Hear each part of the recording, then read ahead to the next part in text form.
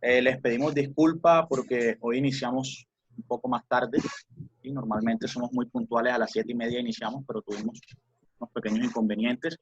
Entonces, mi nombre es Jorge Chevel y en nombre de Revisiones Virtuales quiero darle la bienvenida a todos ustedes a nuestro tema de hoy, que es reducción del porcentaje de grasa corporal de la teoría a la práctica. Por nuestro ponente, el doctor Daniel Uribe Blanco, médico, y darle las gracias a los invitados especiales, el doctor Luis Angulo, médico internista especialista en diabetes y metabolismo, y el doctor Ramón Eyes, médico cirujano general y endoscopista. Les pedimos el favor, ustedes saben que acá en Zoom el problema de los micrófonos y que controlen la pantalla para que no la rayen y ese tipo de cosas. Entonces, que estén muy pendientes. Espero que disfruten mucho la charla y que aprendan mucho. Adelante, doctor Daniel.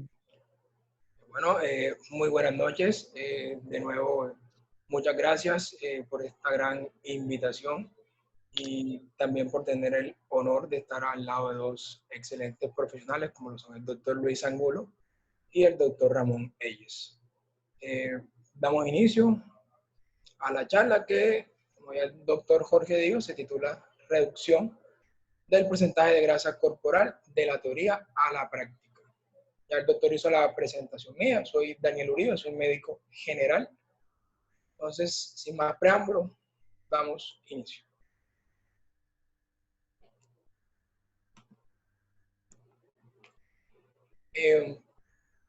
Antes de empezar la charla, con esta diapositiva les quiero como que mostrar cuál es el enfoque, cuál es la perspectiva que quiero que tengan de esta temática. Les quiero también comentar un poco de que sé que aquí hay muchos colegas míos, así como hay gente que no es médico, pero que también están un poquito metidos en el cuento del fitness, del ejercicio, del estilo de vida saludable. Entonces, traté de realizar una presentación apta para los dos tipos de público, sin dejar de lado también la academia, que es lo que caracteriza a la página de Revisiones Virtuales. Entonces, ¿por qué? Me imagino que muchos se preguntarán por qué este título tan largo, reducción porcentaje de grasa corporal y no simplemente pérdida de peso. Es muy común que estos dos términos se usen indistintamente. Para mi concepto, esto es algo errado, ya que reducción de porcentaje de grasa corporal hace referencia únicamente a reducir el porcentaje de grasa, a eliminar grasa del cuerpo. En cambio, el concepto de pérdida de peso engloba otras variables, como lo puede ser ¿sí? La disminución del porcentaje de grasa, pero adicionalmente, en algunos casos, disminución de masa muscular, algo que está muy mal, ya que la masa muscular es salud. Incluso a mayor masa muscular, menor porcentaje de grasa corporal, ya que el mayor quemador, el mejor quemador que existe y natural es la masa muscular. Por eso, independientemente de cualquier proceso en el que nos encontremos, ya sea reducción de porcentaje de grasa o aumento de masa muscular, siempre debemos apuntar a mantener o a aumentar la masa muscular. Entonces, hoy no les voy a hablar de una dieta en específico, no les voy a hablar de un medicamento en específico, sino, como ya les dije, darles herramientas para que cada uno de ustedes, en base a sus expectativas, puedan llevar procesos individualizados, ya que una dieta genérica no funciona. Por eso se debe dar de manera individualizada. Adicionalmente, mediante las herramientas que les mostraré el día de hoy, lo ideal es que cada uno la aplique a sus gustos, a su estilo de vida, para garantizar así una correcta adherencia del proceso en el que se encuentre, ya que la adherencia en un proceso es lo que garantiza el éxito de este. De nada sirve hacer una dieta 20, 30 días si cuando pase este periodo de tiempo la voy a terminar, ya que no me siento a gusto con ella, y es lo que a la mayoría de las personas les pasa. Entonces, no es una dieta, es un plan de alimentación en base a los gustos de cada quien. También cultivar la salud a corto, mediano y largo plazo, tener una buena efectividad en los procesos que se estén llevando para evitar esfuerzos en vano, desmitificar ciertas cosas y mostrar evidencia científica. Empezaremos un poquito hablando muy levemente de las referencias anatómicas, también un poquito de fisiología. Me basé en este libro básico de medicina, que es la fisiología de Gayton. Entonces, les empezaré hablando un poquito de esta estructura. Para los que no son médicos, este es el hipotálamo, se encuentra, como la mayoría de las personas dicen, en el cerebro, en el encéfalo. Es una estructura subcortical. Tiene múltiples funciones. Regula la temperatura, regula el balance hídrico, las emociones, la parte del comportamiento, incluso la producción de leche en las mujeres. Lo que nos corresponde hablar el día de hoy es, esta estructura también influye en la parte de la regulación energética y la sensación del hambre. Estas dos variables van a influenciar directamente en el porcentaje de grasa del cuerpo. El hipotálamo se encuentra, ejerce todas estas funciones en conjunto con una glándula a la que se encuentra unido, que es la glándula hipófisis. Se encuentra unido a esta mediante una vía vascular y mediante una vía nerviosa, que es el haz hipotálamo hipofisario, y la vía vascular, que es el sistema porta. El hipotálamo libera unas sustancias que promueven la liberación y la inhibición de hormonas, y mediante estos diversos mecanismos regula la homeostasis, el balance general del cuerpo.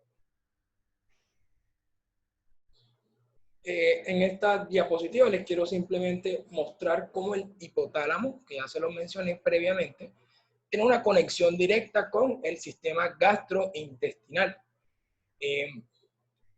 Mediante unas hormonas o unos péptidos gastrointestinales que se liberan previo o durante o posterior a la ingesta alimentaria, regulando así la sensación del hambre y la tasa metabólica basal, o sea, las calorías que el cuerpo quema en estado de reposo.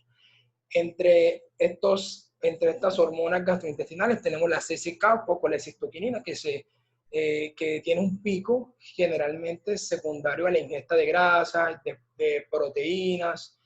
También le transmite al hipotálamo una sensación de distensibilidad, una señal mecánica directamente en el duodeno que le hace sentir al cuerpo cierta saciedad y genera el impulso de dejar de comer.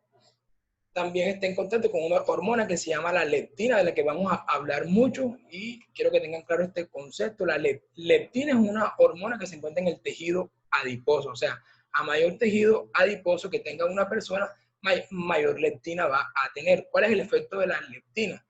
La leptina ejerce un efecto anorexigénico, o sea, disminuye la sensación del hambre y aumenta la tasa metabólica basal, o sea, las calorías que el cuerpo quema en reposo. También tenemos la grelina, que se libera más que todo en periodos de ayuno.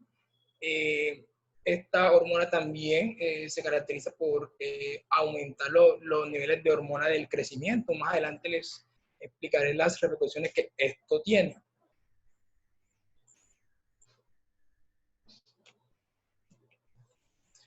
Ya en esta última diapositiva de la parte de la fisiología, aquí tenemos directamente ya un núcleo del hipotálamo, especialmente el núcleo arqueado que se encuentra en la parte lateral del hipotálamo. En este núcleo hay dos grupos neuronales. El núcleo de la POMC o propio melanocortina, que va a liberar dos sustancias, que es el transcriptor regulador de la anfetamina y la cocaína, y la hormona estimulante melanocítica. Este grupo neuronal va a ejercer un efecto anorexigénico, o sea, disminución de la ingesta o disminución de la sensación del hambre y un aumento en la tasa metabólica basal. Este núcleo se encuentra directamente conectado con otro núcleo del hipotálamo, que es el núcleo paraventricular, en el que hay unos receptores, MSR4 y MSR3, que son los receptores receptores melanocortínicos. Entonces, hormona estimulante de melanocitos que se produce en este núcleo, como ya les dije, aumenta la tasa metabólica basal. Lo hace mediante señales que manda al núcleo paraventricular, ahí están los receptores de estas sustancias, y mediante una vía de conexión con otro núcleo, que es el de tracto solitario, genera una descarga simpática en el cuerpo, aumentando la tasa metabólica basal. Este es como el mecanismo de acción de estas hormonas. Y contrarregulando esta, tenemos otro grupo neuronal, que es el neuropéptido Y, y la proteína relacionada con agouti, que va a generar efectos opuestos, que sería un aumento de la ingesta alimentaria o de la sensación del hambre, y una disminución de la tasa metabólica basal. Estos núcleos ambos tienen receptores de leptina, la hormona de la que les hablé previamente. O sea, constantemente el hipotálamo está sensando el estado nutricional de la persona, y en base a esto decide si aumenta la ingesta alimentaria o aumenta o disminuye la tasa metabólica basal. Así que es algo muy interesante que la verdad consideré muy pertinente traerles el día de hoy. Bueno, listo, ya dejamos un poquito aparte ya la parte de la fisiología, una leve referencia anatómica, y ya vamos a hablar como tal del tema. Entonces, cuando llevamos un proceso de reducción de porcentaje de grasa corporal y también de aumento de masa muscular, cualquier proceso, vale la pena contar las calorías. Es algo muy, las personas les parece muy tedioso, muy difícil, pero la verdad es algo supremamente fácil. Ya con la práctica se va haciendo cada vez más fácil. Existen estos existen muchas fórmulas para calcular las calorías. Les quise traer estas tres, que son prácticamente las que yo he utilizado. Tenemos en primera instancia la fórmula de Harris-Benedict, tenemos la de Mifflin y St.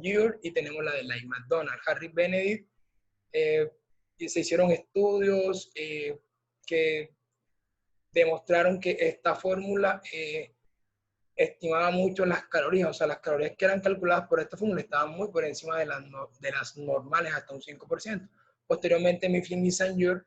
modificaron esta fórmula, le agregaron la multiplicación por una variable de actividad física, es decir, por Mifflin y St. se calculan las calorías que se necesitan de mantenimiento, o sea, para la tasa metabólica basal, pero al final, en base a la actividad de cada persona, sedentaria, moderada, intensa, no es lo mismo alguien que entrena 2 veces por semana, alguien que no entrena, o alguien que entrena 6, 7 veces por semana. Entonces, al final se multiplica por un factor de actividad 1.2, 1.3, 1.5, etc. Y por último, un autor un poco más simplista, como lo es Light McDonald, que simplemente asumió que todas las personas que iban a utilizar esta fórmula son fitness, y simplemente multiplica el peso por una constante, que es 35.2 en hombres y 33 en mujeres. Después de contar las calorías, debemos tener en cuenta de que debemos generar un déficit calórico. ¿Qué es un déficit calórico? Simplemente ingerir menos calorías de las que el cuerpo gasta, y así poder generar que el cuerpo utilice reservas de grasas como energía y disminuir el porcentaje de grasa. Este déficit calórico, lo ideal es que sea de unas 500 calorías o un 20% de las calorías de mantenimiento. Si no hay un déficit calórico, se puede comer muy saludable, incluso se puede comer brócoli 10.000 veces al día, siendo un poco jocoso, pero si no hay un déficit calórico, no se va a reducir el porcentaje de grasa. De ahí la importancia del conteo calórico. Algo que me pregunta mucho la gente, que es muy común, es la relación de los macronutrientes netos del alimento versus los gramos en crudo como tal del alimento.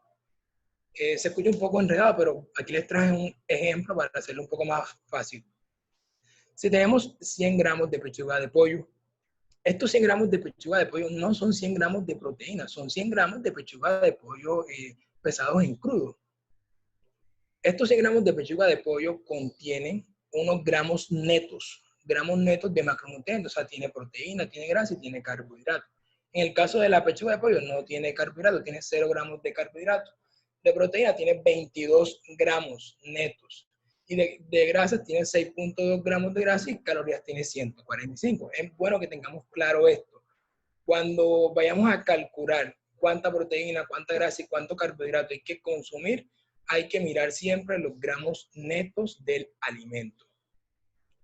Tener en cuenta el NEAT, que es la termogénesis no asociada al ejercicio, que fue el que, bueno, eso ya se incluye en la fórmula que le mencioné antes, que es las calorías que las personas gastan según el nivel de actividad física que tengan. No es lo mismo una persona que trabaja todo el día sentada en una silla a una persona que trabaja, por ejemplo, no sé, llevando domicilios en bicicleta, tiene mayor actividad física, a pesar de no estar haciendo ejercicio en ese momento.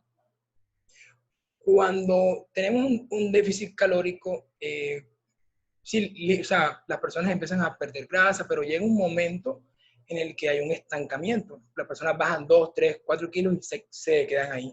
Y siguen en déficit, ven que no pierden peso, que no pierden peso.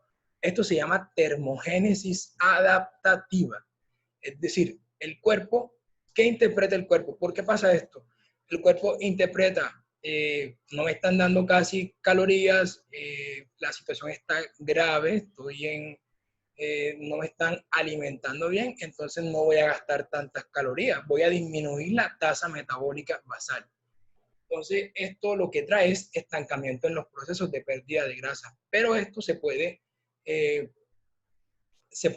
romper, esto se puede evitar de cierta manera. ¿Cuál es? Haciendo refits. ¿Qué son refits? Son periodos de alimentación controlados en donde se aumenta muy considerablemente las calorías. Y digamos que coloquialmente esto lo que hace es resetear el metabolismo y la tasa metabólica basal aumenta un poco más.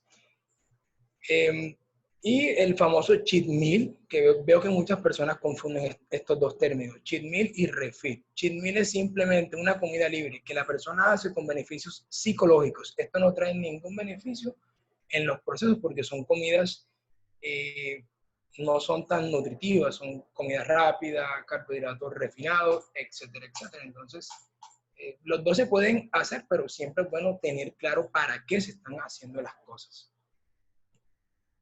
Aquí les traje este artículo en donde quieren demostrar, en donde quieren ver cuál es el efecto de una restricción calórica en la tasa metabólica basal.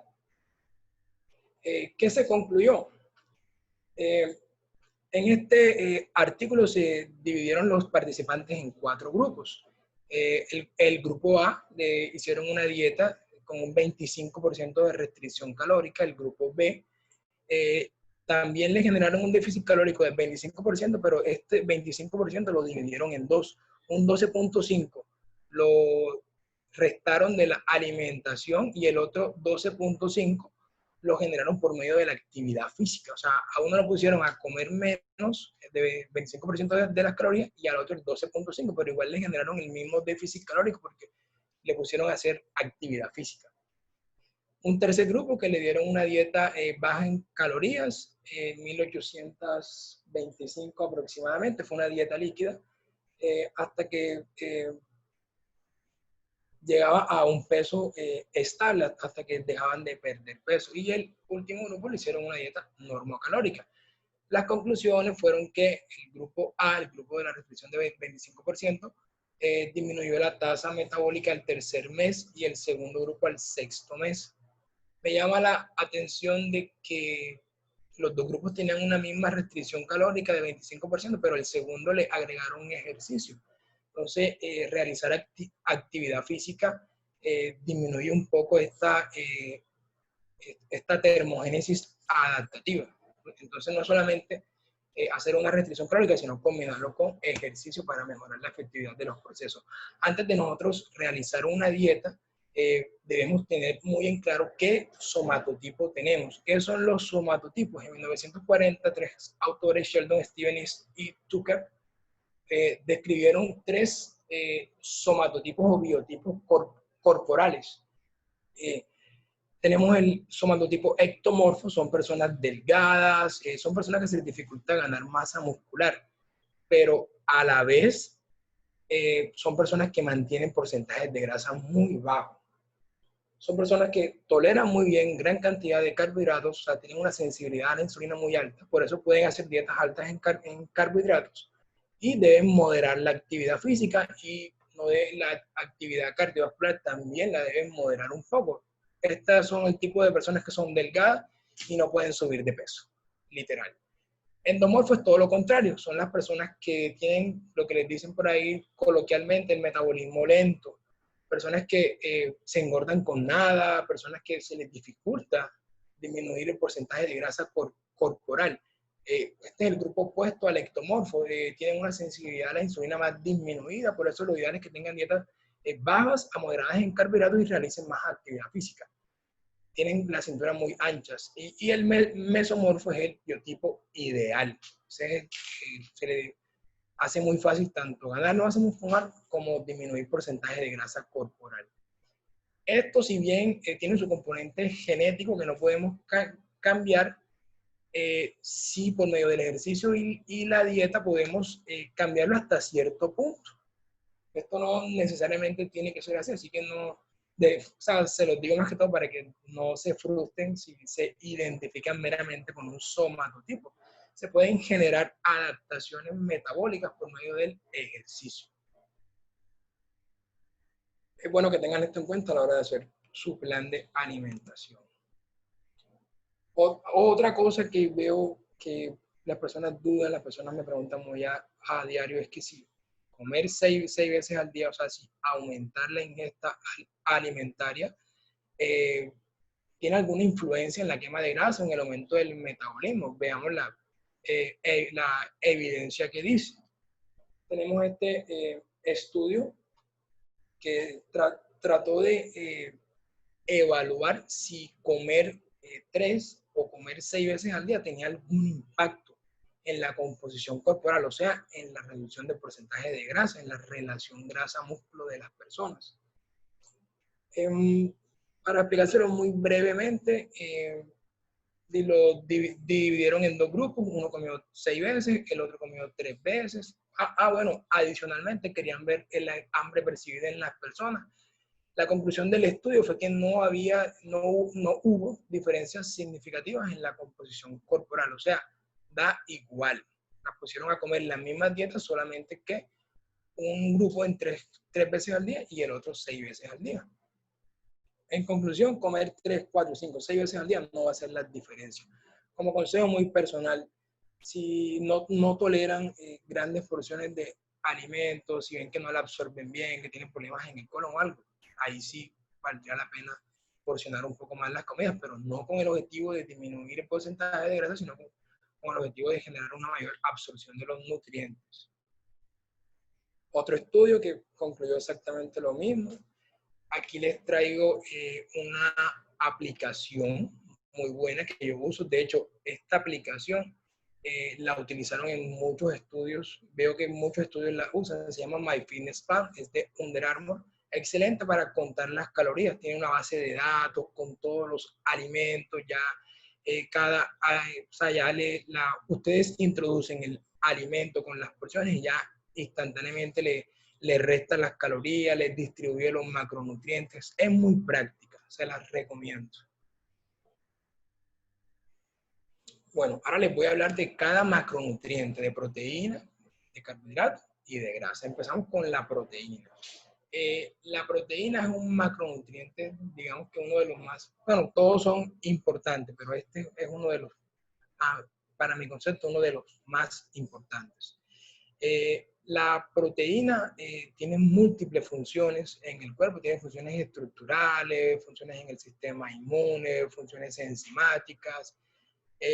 lo ideal de la proteína es que haya un balance positivo, es decir, que su ingesta supere su degradación para que así sobre y se pueda construir masa muscular. El músculo está compuesto por proteína. Adicionalmente, por medio de la proteína se puede producir energía. Existen unas vías alternativas en el cuerpo por las que se puede generar esto. Sin embargo, la principal función no es producir energía. Hay múltiples hormonas que pueden influenciar en la síntesis de proteínas, por lo que es importante tratar de controlar o de aumentar los niveles de estas. Por ejemplo, la hormona del crecimiento, la insulina, la testosterona, son hormonas meramente anabólicas, van a aumentar la síntesis proteica. Los glucocorticoides como el cortisol van a generar todo lo contrario, van a degradar las proteínas y van a aumentar los niveles de aminoácidos en sangre. Las hormonas tiroideas dependen ¿de qué? De las reservas energéticas. En presencia de buenos depósitos de grasa y de carbohidratos, ejercen efectos positivos en la síntesis proteica, pero en déficit de estos dos macronutrientes, de carbohidratos y de grasa, ejerce un efecto negativo en la síntesis de proteína. En la proteína, a la hora de ustedes ingerir proteína, deben tener en cuenta el valor biológico. ¿Qué es el valor biológico? Es la capacidad que tiene la proteína para construir tejido vivo, para convertirse en masa muscular. Ya eso está, digamos que estandarizado, ya se sabe que la proteína de mayor biológico es el huevo, y el huevo entero, no ni la clara ni la yema por aparte, el huevo entero. Tiene un valor biológico de 100. De hecho, lo toman como referencia para el valor biológico del resto de fuentes proteicas. Le sigue en segunda, tercera instancia el pollo, el salmón, la carne, etcétera, etcétera. Los mayores valores biológicos son de las proteínas de origen animal. Las proteínas de origen vegetal tienen un valor biológico un poco menor. Quiero que tengan eso muy en cuenta. Especialmente las personas que de pronto tienen una dieta vegana o algo así, les aconsejo en este caso de que sepan combinar las fuentes de proteína. Más adelante les hablo un poquito de esto. El exceso de proteína no siempre es igual a mayor masa muscular. El exceso se puede almacenar como grasa o como glucógeno. Las proteínas tienen 4 calorías por gramo. O sea, un gramo de proteína neto tiene 4 kilocalorías. Y es el macronutriente que tiene mayor efecto térmico. ¿Qué es el efecto térmico? Son simplemente las calorías que el cuerpo quema para procesar la proteína. Por eso los estudios, más adelante les mostraré, a mayor proteína, digamos que se ejerce un efecto termogénico mejor en el cuerpo. La dosificación de la proteína es algo no está estandarizado, genera muchas controversias. Hay personas que creen que el consumo de esto en exceso o en dosis altas produce fallas renales, etcétera, etcétera. Aquí les traje algunas sugerencias que se han dado. Los rangos van desde 1.3 hasta 3.1. El concepto que yo tengo y que les quiero dar el día de hoy es que el consumo de proteína, o sea, no es malo. El consumo de proteína, hay unas indicaciones muy puntuales para restringir lo que serían los pacientes en prediálisis, porque ni siquiera los pacientes que están en diálisis hay que restringirlos. Entonces, el mensaje de hoy es: hay que ser un poquito más generoso con el consumo de proteína. Les traigo este estudio en donde trataron de ver qué repercusiones tenía las dosis altas de proteína. Utilizaron 3.4 gramos por kilogramo día. Querían ver qué efecto tenía esto en composición corporal, o sea, en porcentaje de grasa, y adicionalmente ver si tenía algún efecto negativo en la salud.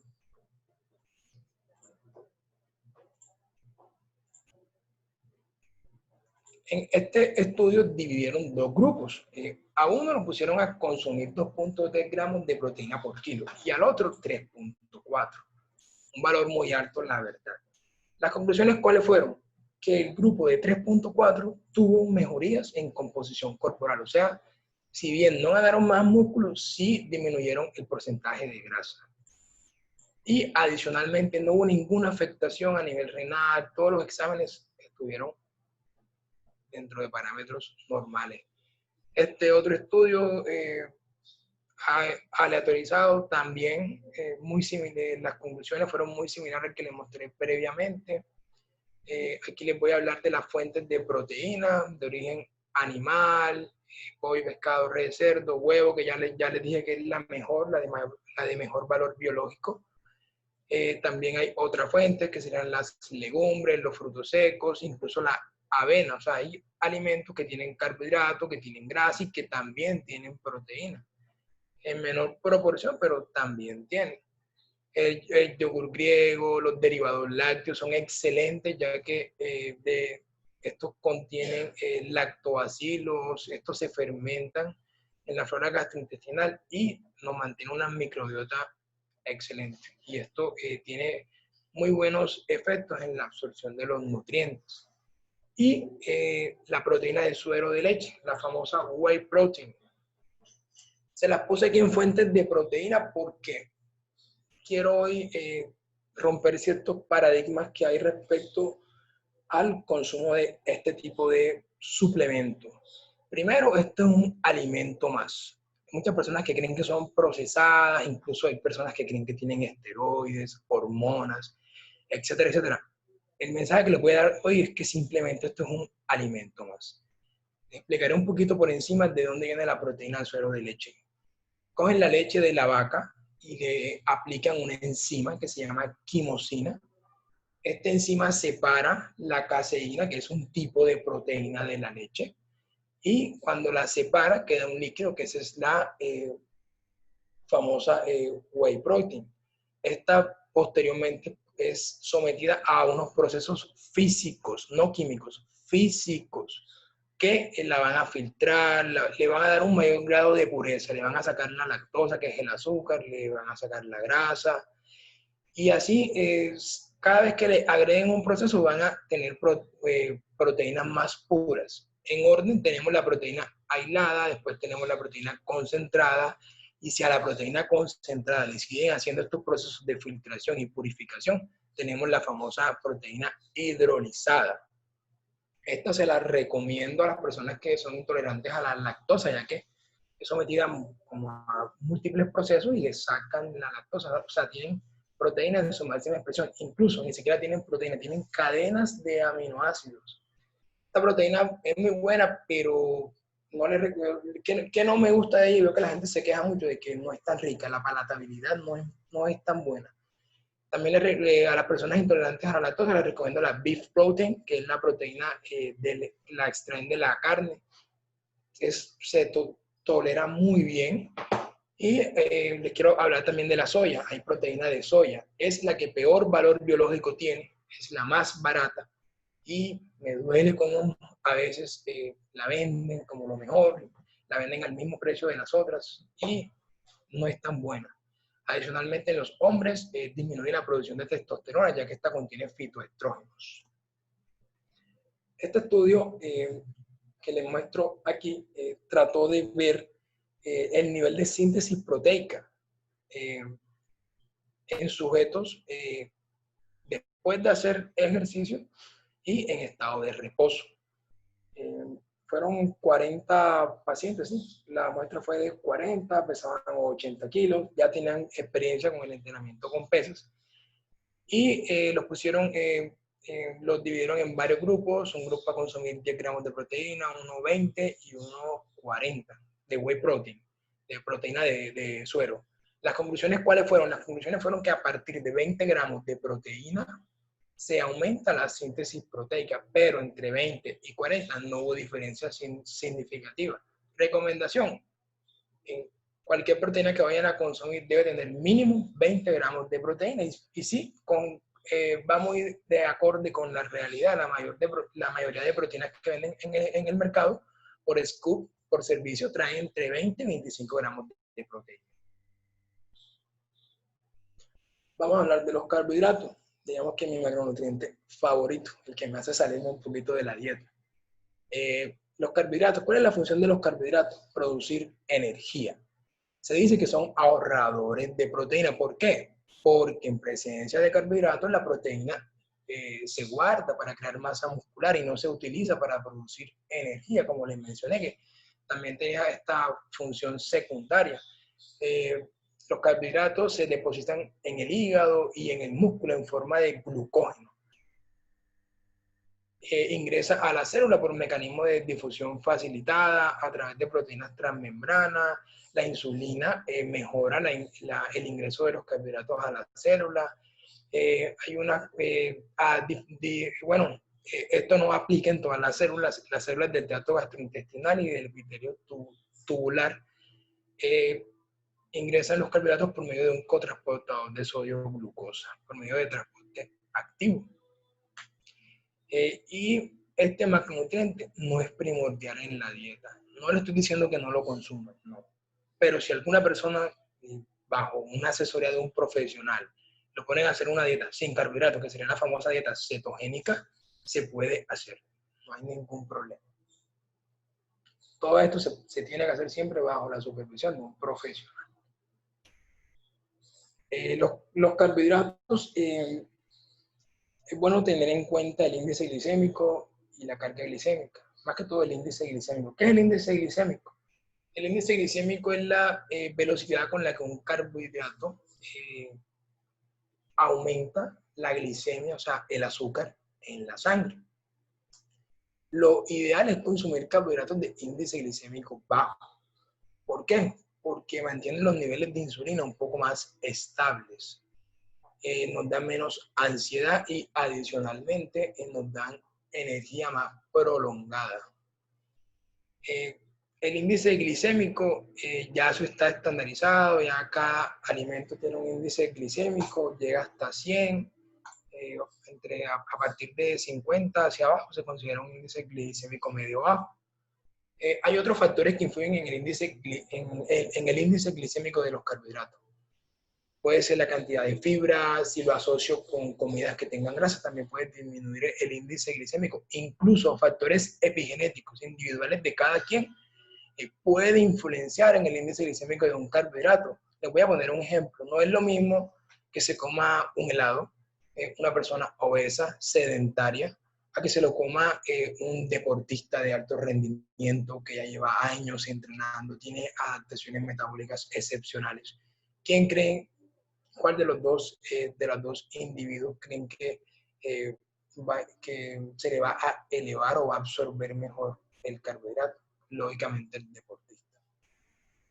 A menor porcentaje de grasa, digamos que se toleran mejor los carbohidratos porque la sensibilidad a la insulina está muy alta. Algo que todos me preguntan, ¿se pueden consumir por la noche? ¿Sí o no? ¿Engordan más por la noche? ¿Sí o no? La respuesta es no. Los carbohidratos, o sea, las calorías de un carbohidrato son las mismas por el día y por la noche, o sea, no hay diferencia en esto. Lógicamente, como consejo mío, basado en mi experiencia, en mi práctica, yo recomiendo el consumo de carbohidratos más que todo en las horas aledañas al entrenamiento, ya sea pre o post entrenamiento, que es cuando en verdad se necesitan, es el momento más crítico del día. Pero si quieren dejar un poquito de carbohidratos por la noche, lo pueden hacer. Incluso hay estudios que demuestran que consumir carbohidratos por la noche aumentan niveles de un aminoácido que se llama triptófano y de una hormona que se llama melatonina, y genera un patrón de sueño excepcional. Y un sueño profundo es un metabolismo excelente, se liberan grandes cantidades de hormonas del crecimiento, testosterona. Entonces, si lo quieren consumir por la noche, lo pueden hacer. Evitar una sobreestimulación sensorial con carbohidratos de índice glicémico alto. Bueno, lo de la leptina ya se lo mencioné. Este estudio me pareció muy interesante. Fue un ensayo aleatorizado en el que trataron de ver si el consumo de carbohidratos de alto índice glicémico versus de bajo índice glicémico tenía repercusiones en el porcentaje de grasa. Colocaron dos grupos, a uno a consumir carbohidratos de índice glicémico alto y a otro de índice glicémico bajo. ¿Qué encontraron? Bueno, los dos grupos tenían una dieta hipocalórica, levemente, unas 200 a 300 calorías de déficit. Encontraron que no hubo diferencia significativa en el porcentaje de grasa. O sea, las ganancias de grasa en el grupo de consumidores de alto índice no fueron mayores al otro, pero adicionalmente, el perfil lipídico en el grupo que consumió índice glicémico bajo mejoró. El mensaje de hoy, ¿cuál es? Los carbohidratos de bajo índice glicémico, si se está en una dieta hipocalórica, no se va a aumentar el porcentaje de grasa, pero no es solo cuestión de estética, también es cuestión de salud. Así que los carbohidratos de índice glicémico alto, a pesar de estar en a pesar de no aumentar el porcentaje de grasa en una dieta hipocalórica, sí altera un poquito la salud y el perfil lipídico, niveles de colesterol, etcétera, etcétera. Así que el mensaje es carbohidratos de índice glicémico bajo. Este estudio comparó las dietas ancestrales, o sea, dietas basadas en carbohidratos celulares, densamente celulares. Ellos dicen que este tipo de carbohidratos son más que todos los provenientes de la tierra, los tubérculos, los cereales, y ellos mencionan que el consumo de carbohidratos refinados, o sea, acelulares, como lo es altos en azúcar, pan blanco, etcétera, etcétera, promueven un estado crónico inflamatorio en la microbiota, en la flora intestinal, que se cree que produce efectos negativos a nivel metabólico. Fuentes de carbohidratos: los tubérculos, tenemos las papas, tenemos la yuca, el ñame, cereales como la avena, los vegetales, todas las verduras, brócoli, coliflor. Los vegetales adicionalmente suministran grandes cantidades de antioxidantes y fitonutrientes. También este tipo de carbohidratos son abundantes en fibra, tanto soluble e insoluble. Tienen beneficios excelentes en la parte de la flora gastrointestinal, el consumo de frutas, y también es muy bueno para suministrar micronutrientes, vitaminas y minerales y evitar los carbohidratos refinados. Les voy a hablar un poquito de las grasas. Las grasas se dividen en dos: saponificables, que son las saturadas e insaturadas, y las no saponificables, que son los esteroides. Los esteroides sexuales, porque las grasas también tienen efectos en la producción hormonal del cuerpo. Hay que tener mucho cuidado con las grasas, porque es el macronutriente que más calorías aporta por gramo neto. Los carbohidratos y las proteínas aportan 4 calorías por gramo, las grasas aportan 9. Por ende, el que menos vamos a consumir en la dieta o la dosificación menor va a ser para las grasas, porque tienen más calorías por gramo. Las grasas se transportan en el cuerpo por unas partículas que se llaman kilomicrones. También se almacenan en forma de triglicéridos, porque las grasas también tienen, en ausencia de carbohidratos, las grasas pueden producir energía. O sea, son vías energéticas alternativas. También son las encargadas de producir las lipoproteínas, HDL, LDL, VLDL, el famoso colesterol bueno y malo. El HDL es el colesterol bueno porque transporta las grasas de los tejidos periféricos, o sea, de las arterias hacia el hígado, disminuyendo los procesos ateromatosos y la acumulación de esta en el cuerpo. Y el colesterol malo, que sería el LDL y VLDL, hace una función opuesta, o sea, manda la grasa del hígado a las arterias. Lo ideal es tener el primero alto y los otros dos bajos. Las grasas viajan en forma de ácidos grasos, en forma ionizada, unida a la albúmina, se les llama ácidos grasos libres. Tienen la particularidad de que producen mucha saciedad. Dietas altas en grasas disminuyen la ansiedad. Y también, como les mencioné previamente, disminuyen el índice glicémico. El tejido adiposo, el músculo esquelético y el corazón tienen una enzima que se llama lipoproteína lipasa, que les permite utilizar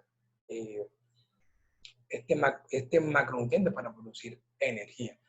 Y por medio de la apolipoproteína E se produce un aclaramiento de la grasa, o sea, se disminuyen los niveles de grasa en sangre y van al hígado, en donde hay unos receptores de esta apolipoproteína para ser excretados. Este estudio es muy controversial, no quiero generar controversia hoy, pero sí transmitir un mensaje. En este estudio trataron de evaluar si una dieta basada en carbohidratos de alto índice glicémico versus una dieta basada en grasas saturadas, ¿cuál de las dos producía efectos más nocivos en el cuerpo? Entonces, ¿qué hicieron aquí? Habían personas que tenían dietas que se basaban en el consumo de carbohidratos de alto índice glicémico. Lo que hicieron fue sacar estos carbohidratos de alto índice glicémico y darles grasas, especialmente grasas saturadas. Y a otro grupo que hacía todo lo contrario, sino tenía una dieta alta en grasas saturadas, le quitaron las grasas saturadas y le dieron más carbohidratos de alto índice glicémico. ¿Cuáles fueron las conclusiones? Las conclusiones fueron que cuando se hizo el cambio de carbohidratos de alto índice glicémico a grasas saturadas, se mejoró el perfil lipídico. Yo sé que hay muchos estudios que demuestran que las grasas saturadas aumentan el riesgo cardiovascular, pero este estudio me llamó la atención porque ellos prácticamente que disminuyeron al máximo el consumo de carbohidratos, o sea, las fuentes energéticas de estas personas provenían meramente de las grasas, incluso de las saturadas. Y ellos lo que dicen es que cuando se tiene una dieta alta en carbohidratos y se agrega grasa, esta grasa se deposita en el cuerpo y estos depósitos de grasa interactúan con un sistema inmune y producen un estado de inflamación crónico. A diferencia de cuando se sacan los carbohidratos y se aumenta el consumo de grasa, se produce el metabolismo lipídico, se aumenta y se disminuye los depósitos de esto, o sea, no se alcanzan a depositar porque se están metabolizando. Entonces, no hay que echarle solamente la culpa a las grasas, sino también a los carbohidratos de alto índice glicémico en cuanto a aumento de riesgo cardiovascular. Fuentes de grasa, tenemos aguacate, tenemos huevo, pescado, frutos secos, aceite de oliva. Se los quise poner porque es muy común que las personas usan el aceite de oliva para cocinar, o sea, lo usan para asar las carnes, ¿sí? Y esto está mal. El aceite de oliva, cuando se utiliza para asar, cuando es sometido a procesos térmicos, se convierte en grasas trans muy rápido. La función de este aceite no es usarlo para cocinar, sino como aderezo en las ensaladas, pero es un alimento excelente. Los quesos, ya les dije los beneficios a nivel gastrointestinal, por la fermentación de estos, son excelentes. También tienen algo de proteína, las leguminosas también tienen carbohidratos, proteína y grasa. Son muy buenas. Y para finalizar un poco ya, les voy a hablar de la suplementación. Quise basar la charla en nutrición. Nutrición es la base de todo. Si no hay una buena nutrición, si no hay un conteo calórico adecuado, cualquier suplemento que se consuma no va a funcionar. Así que el enfoque es la nutrición. Muchas personas me preguntan, ¿qué me puedo tomar para disminuir el porcentaje de grasa? ¿Qué me puedo tomar para esto? No es que te puedes tomar, es qué plan de alimentación tienes que tener y cuando ya lo tengas, ¿cómo puedes impulsar ese proceso? O sea, ¿cómo le puedes dar un plus al proceso que estás llevando? Para mi concepto, orden de prioridad. No he dicho evidencia científica, dije prioridad. Orden de prioridad para mí. Primero, el multivitamínico. Las vitaminas y los minerales funcionan como cofactores, incluso algunos como enzimas en muchas reacciones químicas del cuerpo, tanto anabólicas como catabólicas. Entonces, muchas veces nos quedamos cortos en el consumo de estos micronutrientes en la dieta, así que vale la pena suplementarse bien con esto, sobre todo cuando se está haciendo mucho cardio, que por el sudor se excreta todo esto y la verdad siempre nos quedamos cortos con la dieta, así que les recomiendo un multivitamínico, siempre con el desayuno, para que puedan aprovecharlo en el resto de comidas que van a hacer en el día. En la proteína de suero ya les hablé de la proteína. Creatina. ¿Qué es la creatina? ¿Cuál es la función de la creatina? La creatina se sintetiza a nivel renal. ¿Qué hace la creatina? La creatina le suministra un grupo de fosfato a las moléculas de ADP que se encuentran en el músculo y lo que hace es un aumento de la producción de ATP disponible. O sea, nos da energía más rápido, nos mejora el performance, mejora el rendimiento, la fuerza y esto indirectamente va a tener beneficios en cualquier proceso que estemos llevando, ya sea reducción de porcentaje de grasa o aumento de masa muscular. Tiene mucha evidencia científica la creatina, vienen dos presentaciones, monohidratada y clorhidrato. La evidencia que hay está en la monohidratada. Aunque se han reportado muchos casos de problemas gastrointestinales por este tipo de creatina, diarrea y eso, y por eso fue que sacaron el clorhidrato, el HCl. Y bueno, la evidencia apunta es a la monohidratada. Consumir vitamina C, bueno, la creatina es un suplemento de evidencia 1A. Al igual que la proteína de suero. O sea, son seguros y funcionan. La vitamina C no tiene tanta evidencia, pero se la recomiendo mucho. Tiene efecto antioxidante, impulsa un poco la producción de colágeno. De hecho, yo hasta la consumo preentrenamiento porque ayuda a la producción de óxido nítrico, un vasodilatador, vasodilata los vasos sanguíneos, aumenta el grosor de estos y mejora la perfusión de nutrientes al músculo, mejora mucho el bombeo muscular, el transporte de nutrientes. Y también vale la pena una dosis por la noche, ya que aumenta la síntesis del colágeno.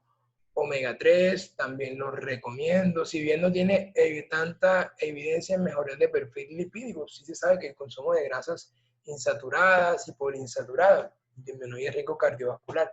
Yoimbina, excelente. La yoimbina es un suplemento, actúa a nivel de receptores adrenérgicos, alfa-adrenérgicos, es un inhibidor, es un antagonista, perdón, de estos receptores y la función de ellos es disminuir la lipólisis y la utilización de la grasa. La yoimbina antagoniza este efecto y aumenta la disponibilidad de grasas y aumenta todo el metabolismo lipídico. Cafeína, té verde y té negro son excelentes, son seguros, tienen muchos estudios, aumentan el focus mental, aumentan la tasa metabólica basal, aumentan niveles de catecolaminas. Las catecolaminas disminuyen los niveles de insulina y nos permiten de pronto movilizar un poquito más la grasa, así que es un suplemento muy bueno. Tener en cuenta que con la cafeína se desarrolla tolerancia, vale la pena consumirla por una semana, después suspenderla, etcétera, etcétera. Aunque la verdad yo tomo café. Nosotros los médicos tomamos café muchas veces al día. Bueno, aquí les traigo un poquito de miscelánea, cardio, qué tipos de cardio hay. Hay cardio-GIS y cardio-LIS. El cardio-LIS es el cardiofondo, a cardio a baja intensidad por mayor duración. Lo ideal del cardio-LIS es hacerlo al 70% de la capacidad máxima. ¿Cómo sabemos cuál es la capacidad máxima? 220 menos la edad de la persona, el número que da eso, es la capacidad máxima. A esa capacidad máxima se le saca el 70%. Esto, los valores de esto son en latidos por minuto, ¿ya? O sea, lo ideal es mantener las pulsaciones en ese rango, en un 70% de la capacidad máxima. Ya saben, 220 menos la edad, para que lo usen en sus iScoach. Y el otro tipo que es el cardio HIIT, el cardio de alta intensidad, High Interval Training. Este tipo de cardio es un cardio que se realiza, como su nombre lo dice, a alta intensidad. ¿Qué efectos tiene este tipo de cardio? Estudios demuestran que aumentan unas vías anabólicas que se llaman mTOR. después del ejercicio. O sea, hacer este tipo de cardio no solamente disminuye el porcentaje de grasa, sino ejerce un efecto anabólico, nos hace tener más masa muscular. También aumenta la tasa metabólica basal al post-ejercicio. O sea, después de hacer cardio HIIT, la persona sigue quemando grasa en estado de reposo. ¿Cuál es mejor? ¿Cuál es peor? ¿Cuál recomiendo? Recomiendo intercalarlos, darle al cuerpo de todo un poquito. Bueno, es mejor entrenar en ayunas o entrenar después de pesa, es mejor el cardio en ayunas o después de pesas. Igual también el entrenamiento de pesas en ayunas o no. La verdad no hay implicación de esto en reducción de porcentaje de grasa. ¿Qué se ha visto? Que de pronto a largo plazo sí es mejor, ya que produce adaptaciones metabólicas en la utilización de la grasa, en el metabolismo lipídico que podría mejorar, pero a largo plazo. Si usted quiere entrenar en ayunas, hágalo, pero si lo va a hacer pensando de que esto le va a traer beneficios en reducción de porcentaje de grasa, solamente sería si lo tiene como un hábito a largo plazo. Si lo va a hacer 2 o 3 veces por semana pensando en esos beneficios, la verdad es que no. Ayuno intermitente, veo muchas personas haciendo ayuno intermitente, es una estrategia muy buena. Si se quema más grasa o no, la misma respuesta del entrenamiento en ayunas. No disminuye el porcentaje de grasa, ya les dije que lo disminuye son las calorías que se consumen. Y bueno, eso era todo. Muchas o pocas repeticiones también, que muchas para ganar masa muscular, pocas para disminuir porcentaje de grasa. No, ya saben que lo que influye es la dieta. Algo de lo que le quiero hablar ya por encimita es el ciclado de carbohidratos o carb cycling, que consiste en realizar días altos, días medios y días bajos en carbohidratos. Esto lo que hace es evitar la termogénesis adaptativa, o sea, los procesos lineales solo van a traer adaptaciones y por ende estancamiento. Si nosotros hacemos altibajos en la dieta, nos podemos beneficiar un poco más y podemos evitar el estancamiento. Dieta cetogénica también es excelente para bajar de peso, pero para fitness, para performance, para entrenamiento no la recomiendo mucho, ya que se siente la persona muy baja de energía, pero también es muy buena y queda para un buen profesional para disminuir porcentaje de grasa. Para terminar, aquí les traje un pequeño ejemplo, lo que quise hacer con mi peso. Esto es lo que yo estoy haciendo actualmente. Persona de 83 kilos, masculino, 174 centímetros, mi nivel de actividad física actualmente entreno 5 veces por semana, tengo 24 años. Algo que se me olvidó decirles es que cuando se introduce el peso para calcular las calorías, este peso no es el peso que ustedes ven en la balanza, es el peso magro, o sea, el peso de masa muscular. Por ende, hay que primero calcular qué porcentaje de grasa tiene la persona. Eso lo pueden hacer mediante la fórmula de Deurenberg. Hay muchas fórmulas, bioimpedancia, hay muchas cosas, máquinas y eso, pero quise traer esta fórmula que es muy breve. Si quieren, búsquela en internet. Ya todas estas fórmulas ya están. Hay calculadoras en internet, en cualquier página en que la pueden ver. Nada más colocan sus datos y les da la respuesta. Calculan el porcentaje de grasa. Bueno, en mi caso, 83 kilos. Mi porcentaje de grasa por Deurenberg me dio 12%. Mi peso real, o sea, mi peso magro, serían 78 kilos. Y por medio de Mifflin y Gill y Sanjur introduzco mis datos y esto me da unas calorías de mantenimiento de 2.716 calorías. El 20% de esto, o sea, un déficit, ¿cierto? Me daría 2.172, o sea, 2.172 es mi déficit calórico, que es 20% menos de mi mantenimiento, que son 2.716. Mis calorías serían estas, 2.172. Ahora, estas calorías yo las tengo que distribuir adecuadamente en el consumo de macronutrientes. La proteína la consumo yo en 3 gramos por kilo, me daría 3 por 73, aproximadamente 220 gramos de proteína. Las grasas las recomiendo de 1 a 1.2. Me da pues, aproximadamente 85 gramos de grasa. y el resto de macronutrientes los tengo en carbohidratos, que serían 170 gramos. Muchas gracias, espero que todo les haya quedado muy claro. Ya, la verdad, no pretendía que salieran expertos en el tema, sino mostrarles las herramientas que existen para que cada uno las pueda utilizar y les pueda sacar el mejor provecho. Muchas gracias.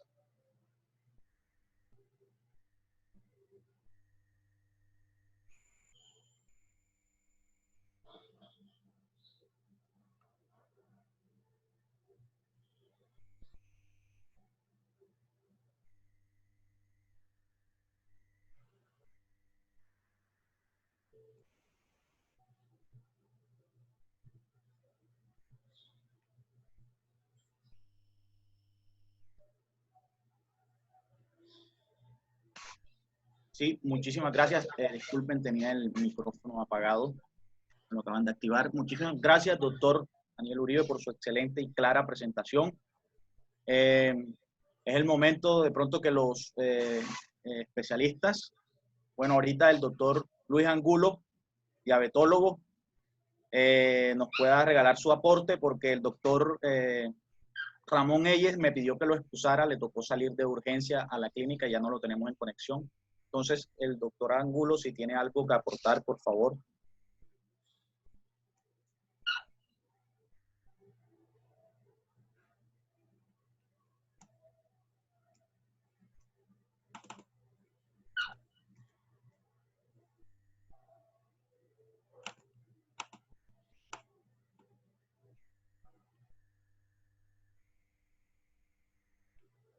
Parece que le tienen desactivado el micrófono al doctor, por favor, se lo activan, que ahí veo que está en conexión, pero le tienen el micrófono desactivado. Hola. Hola, doctor, buenas noches. Buenas, ¿cómo están? Buenas noches a todos. Gracias por la invitación nuevamente por acá. Las revisiones realmente siempre son agradables, estas revisiones virtuales. Bueno, felicitar al ponente Uribe, al doctor Uribe, muy bien. Una charla muy interesante. Y bueno, controversias en todos lados van a existir. Dentro de la conferencia, algunos puntos importantes que aclaró. No tengo ninguna referencia en cuanto al uso de las herramientas que existen. Hay muchas, así que no me baso en una sola. Vi que hicieron un comentario de Yacio. Es buena la calculadora para lo que es el conteo de carbohidratos. Mi punto, mi aporte dentro de todo es más que todo en la experiencia médica y clínica en mi consultorio particular. Inicialmente yo enfoco y encaro al paciente, individualizo cada paciente, ya que esto es un manejo, cada paciente tiene su propio manejo, cada paciente tiene su propia historia, cada paciente tiene su desenlace y cada paciente tiene su problema metabólicamente hablando. Yo los clasifico siempre, trato de identificar primero un paciente sano o un paciente metabólicamente comprometido. ¿A qué hago énfasis de esto? Que los pacientes enfermos con alguna comorbilidad, con alguna enfermedad de base, ya sea metabólica, ya sea hormonal, ¿sí? Vamos a tratarlo de una manera diferente a un paciente sano. Marcadamente acá vemos que se trata de personas sanas, todo lo que se estuvo hablando durante la charla. Pero siempre cabe aclarar y recalcar que el paciente enfermo es totalmente distinto. Por eso hago énfasis en esto. Lo primero que uno tiene que pararse es preguntarse una historia clínica completa de un paciente, ¿sí? No solo antecedentes personales, sino familiares, fármacos que consumen, porque algunos fármacos contribuyen o entorpecen el tratamiento dietario y el descenso, sobre todo, de la grasa corporal total. ¿Qué debemos también tener en cuenta? Que debemos tener en cuenta un examen físico completo, porque todo paciente tiene limitaciones, no solo funcionales, sino físicas, en el cual no puede encarar un tipo de tratamiento, no sea físico o dietario. Otro punto importante que tenemos que tener claro a la hora de tratar a un paciente es la base económica. Recuerden que estos suplementos y la dieta en sí es costosa. Esto también tenemos que tener en cuenta a la hora de definir un tratamiento puntual. No quedo conforme si yo a un paciente no lo reviso con una batería de laboratorios para iniciar un programa dietario, ¿sí? Un laboratorio completo, no solo de rutina para ver cómo está su sistema, sino también cómo se está comportando metabólicamente el paciente, ya sea un paciente sano y ni dudarlo de un paciente enfermo, un paciente diabético o un paciente obeso que se comporta como un paciente inflamado. Desde otro punto de vista, un electrocardiograma, un ecocardio o un ecoestrés o un holter va a depender de la edad del paciente, va a depender de lo que quiero brindarle al paciente y de qué el paciente que quiere para continuar su vida, cuál es el descenso o la meta que tiene cada paciente. Eso como un punto muy importante. Por otro lado, la experiencia me ha ayudado a que todo paciente debe tener una meta. Si no se plantea una meta, no se logra por medio de cualquier herramienta que tengamos a la mano, llevarlo a lograr el descenso de la grasa, ¿sí? Sin embargo, acá lo más importante en mi experiencia médica es cuidar el riesgo cardíaco, el riesgo coronario, el riesgo renal que tiene el uso de todos los medicamentos en base de una dieta, llegar a tener perjudicial o perjudicar al paciente en cuanto a su estado clínico. Por otro lado, lo más importante que hay es que esto es una balanza. Todos debemos tener una balanza y enseñarle al paciente que lo que ingiere debe gastar, no solo en el ejercicio diario, sino en la vida común. Porque muchos tienen limitancia de su trabajo, hacer ejercicio, rutina de la casa, amas de casa. Entonces, ¿qué es lo que tenemos que decirle y enseñarle? Que el conteo de carbohidratos es muy importante. Que el conteo de carbohidratos es como el paso previo a lo que yo voy a hacer durante el día. Entonces, contar bien los carbohidratos, ingerir una dieta balanceada, bien como le explicó el doctor, eso me va a generar a mí en el futuro un desenlace con el descenso del peso, no solo del peso corporal, de la grasa total, sino también de desarrollo de enfermedades metabólicas o cardiometabólicas que en un futuro vamos a tener consecuencias. ¿Sí? Así que tener en cuenta mucho que esto debe ser un tratamiento multidisciplinar, una enseñanza a que debes tener buen desempeño en cuanto a la parte psicológica, a la parte nutricional, a la parte activa, física, y esto es un conjunto que va a dar un desarrollo al final favorable para cada uno de nosotros. ¿Bien? De medicamentos no quiero hablar, no uso mucho medicamento, la herramienta principal es la dieta y el ejercicio. Después, más adelante, si el paciente tiene algún defecto, ya sea hormonal, patológico, genético, incluso físico, me voy orientando hacia ciertos medicamentos que podemos hablar en otro momento de los medicamentos que más se usan. En este momento lo que quiero es dejarle claro un concepto que es un paciente lo que tenemos enfrente y que debemos encararlo como tal, ¿sí? Recuerden que la obesidad, recuerden que la grasa corporal total en exceso es una patología y que se debe tratar. ¿Bien?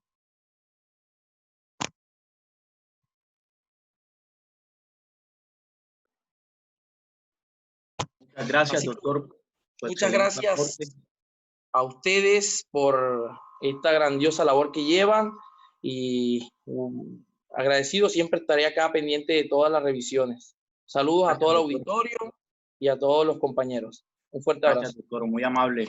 Gracias a usted por aceptar la invitación. Ahorita entonces vamos a estar 5 minuticos más hasta las 8:55 hora Colombia, mientras leemos algunas de las preguntas que están en el chat y le pedimos el favor a Lorena que nos las lea y les damos respuesta. Listo. Doctor, la primera pregunta es, ¿qué porcentaje del índice metabólico basal debe ser el déficit calórico cuando se está en un proceso conservativo de masa muscular? ¿Durante cuánto tiempo y en qué grupo de macros lo debemos hacer?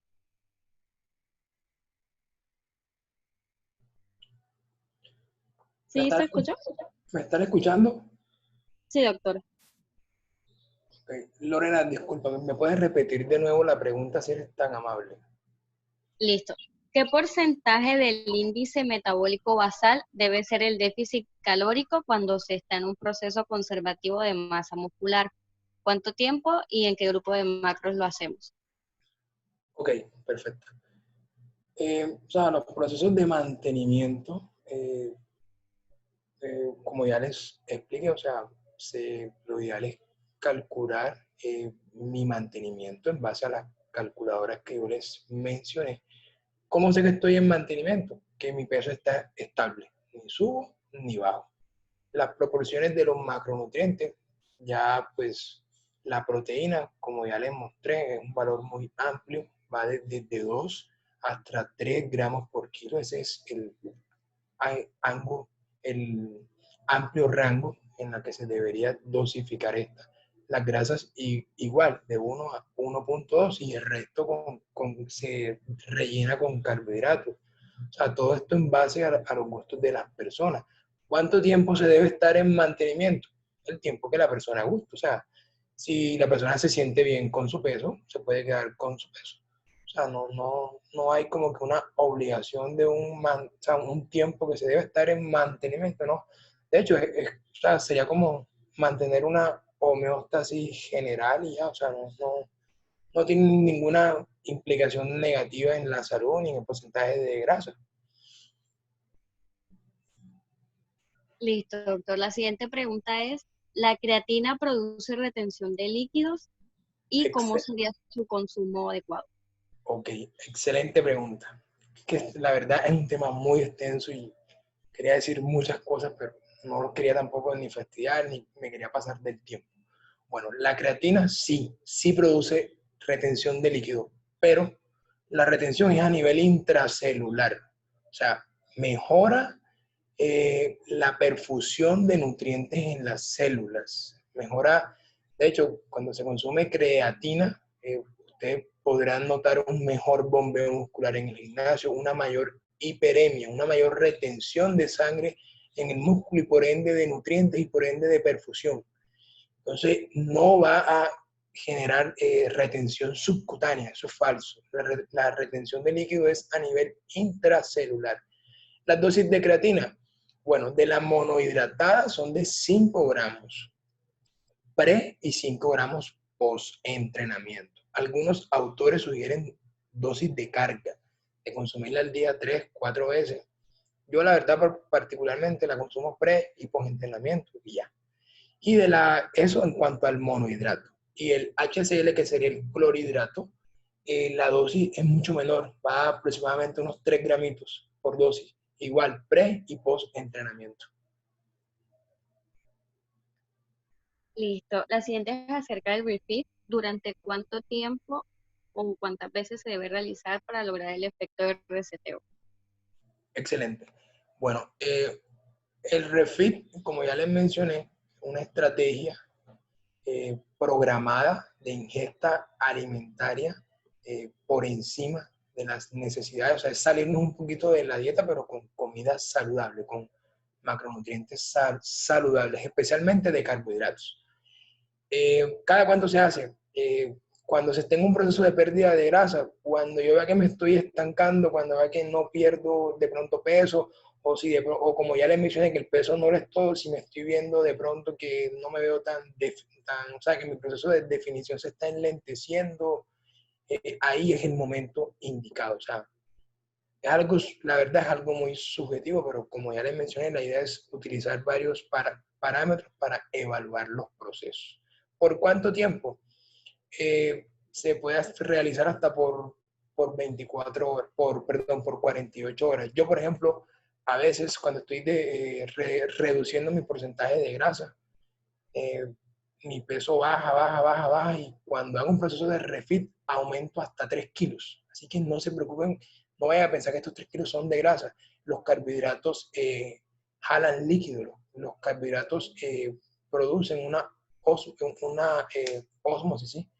de los líquidos y este aumento de peso va a ser en líquido y en glucógeno.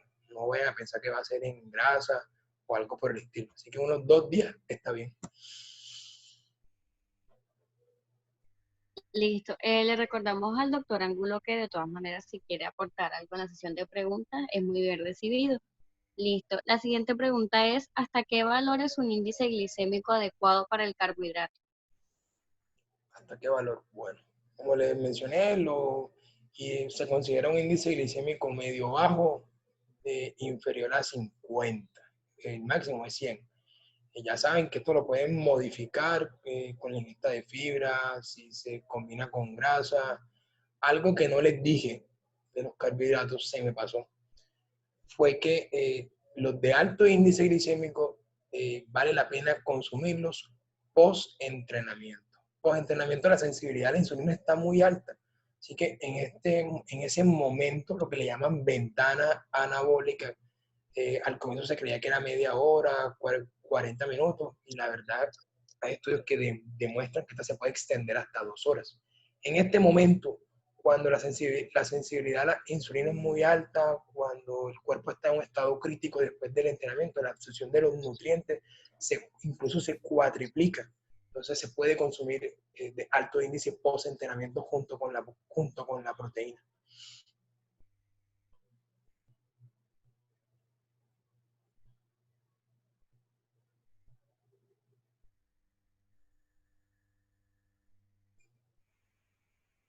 Listo. Y bueno, cerremos con una última pregunta. Como a manera de conclusión, un resumen como de tips para bajar el porcentaje de grasa. Ok, metas. Primero, déficit calórico. Si no hay déficit calórico, no hay nada. Déficit calórico incluye contar calorías, incluye calcular las calorías, porcentajes de macronutrientes en la dieta, la distribución. Como ya les dije, primero empiecen por la proteína. La proteína es fundamental para cuidar nuestra masa muscular. Posteriormente dosifiquen la grasa y el resto lo llenan con carbohidratos. Entrenamientos cortos. El entrenamiento no debería durar más de 1 hora. Después de un entrenamiento de 1 hora, de un entrenamiento anaerobio de pesas, se genera un pico de cortisol grandísimo, que ya esto lo que nos hace es perder masa muscular. O sea, entrenamientos cortos y muy concisos, descansos reducidos, un buen descanso y una buena suplementación. Es como lo principal. Muchísimas gracias, doctor Uribe, por su excelente presentación nuevamente. Muy agradecido con usted.